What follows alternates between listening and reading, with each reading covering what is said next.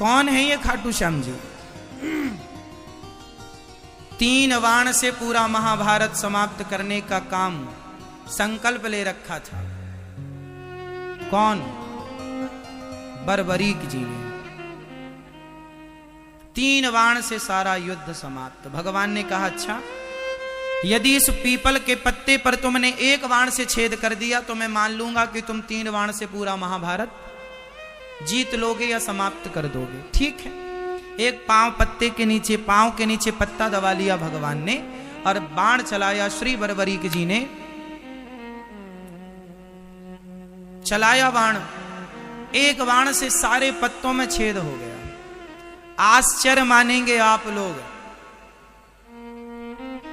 कि हरियाणा में आज भी कुरुक्षेत्र के पास वह गांव आज भी है और वह पीपल का पेड़ आज भी है, जिसके आज भी उस पीपल के हर पत्ते पर आज भी छेद हैं। मतलब जब नया पीपल का नया पत्ता निकलता है उसमें आज भी छेद है। आज भी आप जाकर देख सकते हैं। आज भी ये बात कितनी पुरानी है? 5000 साल पुरानी लगभग। भगवान ने तुरंत सिर काट दिया बर्बरीक जी का। सवाल कर लूं, अच्छा बताइए, भगवान ने बर्बरीक जी का सिर काट दिया तो क्या भगवान ने बर्बरीक जी के साथ सही किया कि गलत किया? आपके हिसाब से भगवान ने सही किया कि गलत किया? भाई, किसी का आपने सिर इसलिए काट लिया कि आप बहुत बड़े बलवान हैं, आप 3 बाण से पूरा युद्ध जीत लेंगे, तो आपका सिर काट दिया गया। तो भगवान ने सिर काट के सही किया भगवान श्री कृष्ण ने या गलत किया? जोर से सही किया। क्या सही था इसमें? सही किया। चलो मैं मान गया, मैं भी अभी कहूंगा कि सही किया, पर इस सही को सिद्ध करना पड़ेगा। कैसे सही है? इस सही को सिद्ध करना पड़ेगा। कैसे सिद्ध करेंगे आप? चलो हम बता दें आपको। ऐसे सिद्ध होगा कि भगवान ने कहा था कि तुम किसके पक्ष से युद्ध करोगे?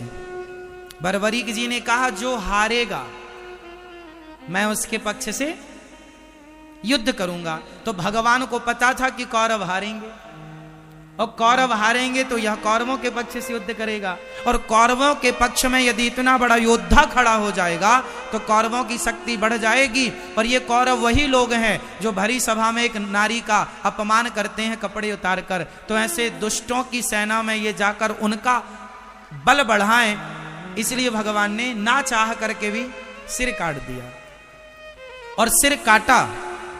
भगवान ने कहा बर्बरीक बताओ मैं तुम्हारी क्या अभिलाषा पूरी करूं? अच्छा, सिर कटने के बाद कोई जिंदा रहेगा क्या? बोलो। पर भगवान ने बर्बरीक जी को जिंदा रखा ना, क्योंकि भगवान के हाथ में मृत्यु है साहब। भगवान मरे को जिंदा कर सकते हैं। बताइए भगवान श्री कृष्ण ने किस मरे आदमी को जिंदा किया था? बताओ आप, वो कौन है जिसको भगवान ने जिंदा? बताओ। हाँ मैया बताओ मेरी मां, भगवान श्री कृष्ण ने वो कौन है जिसे मरे हुए को जीवित किया था?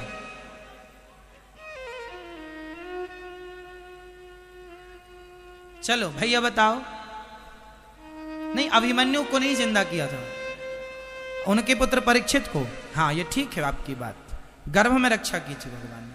पर एक और ज्वलंत बात, गुरु जी का पुत्र सांदीपनी उज्जैन में रहते थे।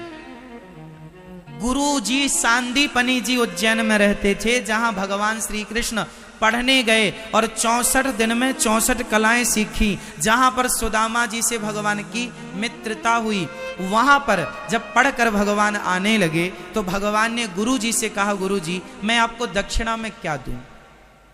तो गुरु जी ने कहा कि अपनी मां से पूछ लो।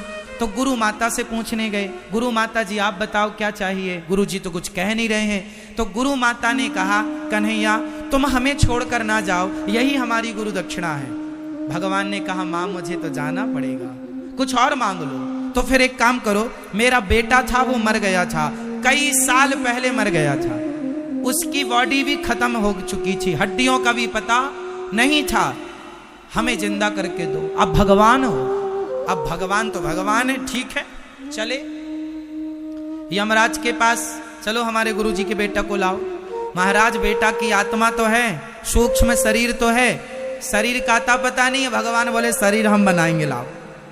शरीर आत्मा ली, सूक्ष्म शरीर लिया, और भगवान है वो साहब, भगवान है जो एक उंगली से पहाड़ उठाने की ताकत। उन्हें सामान्य पुरुष ना कहा करो, सामान्य इंसान सामान्य पुरुष मानना भी अपराध है। गुरुजी के मरे हुए पुत्र को शरीर बनाया भगवान ने अपने बल से, और आत्मा डाल दी, जिंदा करके दिया था गुरुजी का बेटा। ऐसे भगवान है, जो भगवान गुरु पुत्र को जीवित कर सकते हैं, वो बरबरीक जी के कटे हुए सिर को बचाए रखें, इसमें कोई आश्चर्य नहीं।